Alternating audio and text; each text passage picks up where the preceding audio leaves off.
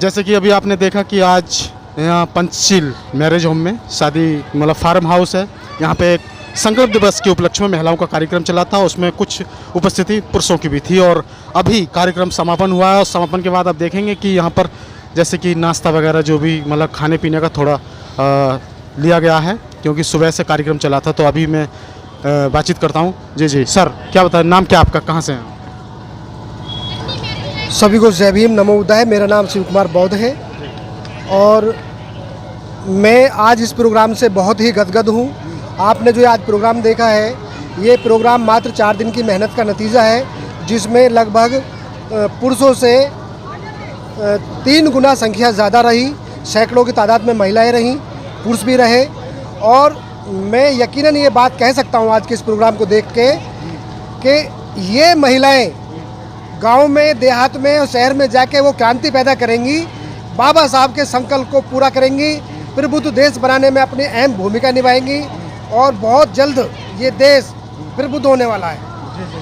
आज सर मुझे बताइए, नाम क्या आपका? इस संकल्प दिवस पर क्या कहेंगे आज आप, 2 शब्द? आज का जो संकल्प दिवस मनाया गया 23 सितंबर 1917 को बाबा साहब ने संकल्प लिया था कि पूरे भारत के आवाम को, जो दलित, शोषित, पिछड़ा वर्ग है, उसके साथ जो अन्याय हो रहा है, उस अन्याय के खिलाफ मैं लड़ाई लड़ूंगा और उन्हें मानसिक आज़ादी दिला करके रहूँगा। और वो आज उसी परिप्रेक्ष्य में ये कार्यक्रम हुआ। इस कार्यक्रम में महिलाओं का सबसे ज़्यादा भागीदारी रही।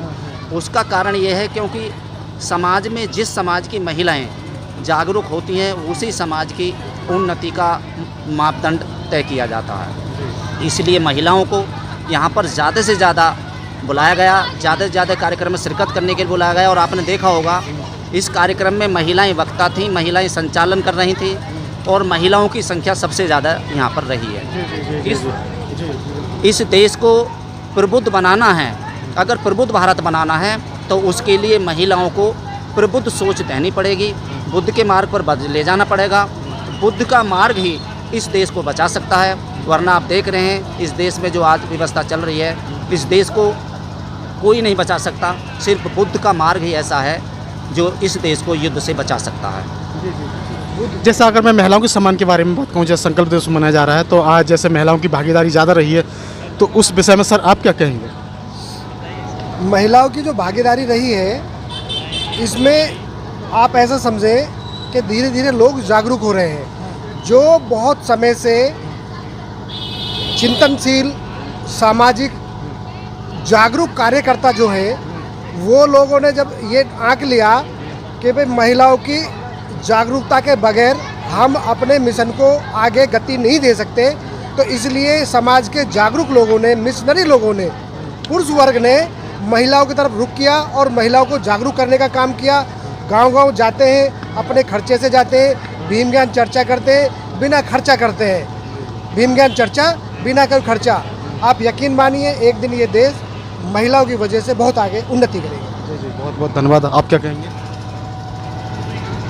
आज जो महिलाएं या आज हमारा समाज आगे नहीं बढ़ पा रहा है, ये बाबा साहब के जाने के बाद अगर हम कहें कि अभी हम वहीं खड़े थे जहां से बाबा साहब ने शुरुआत करी है, उसका कारण केवल एक ही है, क्योंकि हमने अपनी महिलाओं को अपने परिवारों में वो आज़ादी नहीं दी है जो होनी चाहिए थी उन्हें। उसी का कारण है कि आज हम आगे नहीं बढ़ पा रहे हैं और हमारा शोषण आज तक भी होता चला आ रहा है, क्योंकि महिलाओं में संकीर्णता।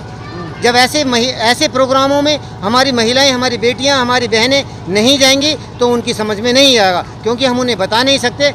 हर प्रोग्राम में पुरुष प्रधानता से भाग ले रहा है और महिलाओं की भागीदारी कम हो रही है। इसीलिए ये आज का प्रोग्राम जो 23 सितंबर 1917 के उपलक्ष्य में रखा गया, वो इसीलिए रखा गया कि महिलाओं का संचालन होगा, महिलाओं का वक्तव्य होगा। और वही चीज़ आप देख रहे हैं कि इसमें बाबा साहब के जो सपना था कि भारत को प्रबुद्ध करना, उस तरफ ये एक कदम है।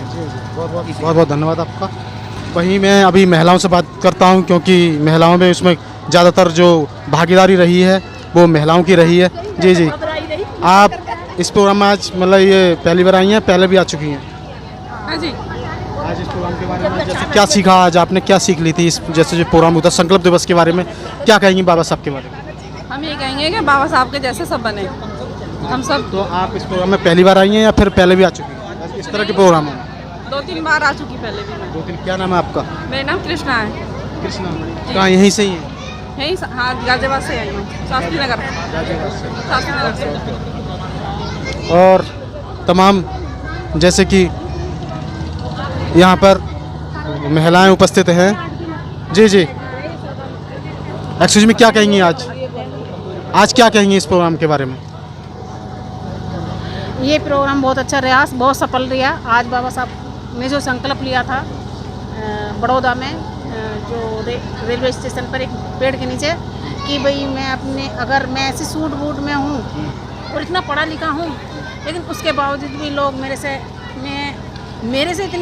मेरे साथ इतना आपत्तिजनक व्यवहार कर रहे हैं, तो मेरे जो समाज में है, मेरे जो भाई लोग हैं, उनके साथ कितना अत्याचार सहते हैं वो लोग।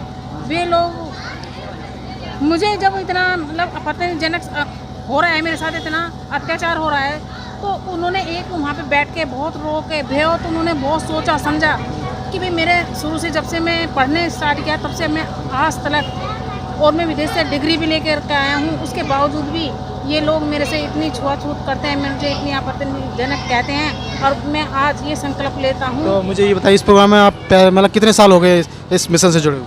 मेरे को सर इस मिशन से जुड़े हुए 2 साल हो गए हैं, और मैं जब से इस मिशन में आई हूँ, मैं तहे दिल से पूरे बाबा साहब को फॉलो करती हूँ। मैं कोई तीज त्योहार नहीं करती हूँ, सब कुछ छोड़ चुकी हूँ। मैं पाखंडवाद से नाता ही। क्या नाम है आपका? मेरा नाम बबीता दीगान है और मैं सेवा नगर मेरठ रोड से आई हूँ। बहुत बहुत धन्यवाद आपका। जी, जैसे कि मैडम उपस्थित हैं अभी और प्रोग्राम का समापन हुआ है। जी जी मैडम, आप क्या नाम क्या है, कहाँ से आई हैं? मेरा नाम सुषमा गौतम है, मैं दिल्ली से आई हूँ। आज जैसे कि महिलाओं के सम्मान या फिर संकल्प दिवस के उपलक्ष्य में ये कार्यक्रम हुआ है, ज़्यादातर भागीदारी जो रही है महिलाओं की रही है, तो अगर बाबा साहब के बारे में कहा जाए महिलाओं के सम्मान को लेकर के, तो क्या क्या कहना चाहेंगे? मैं कहना चाहूँगी कि बाबा साहब ने जो हम सब के लिए किया है वो बहुत ही अच्छा किया है, कि बाबा साहब हमारे लिए मतलब इतना करके गए हैं कि हम उनकी जितनी भी वो बात कहेंगे तो हम उनके बहुत ऋणी हैं।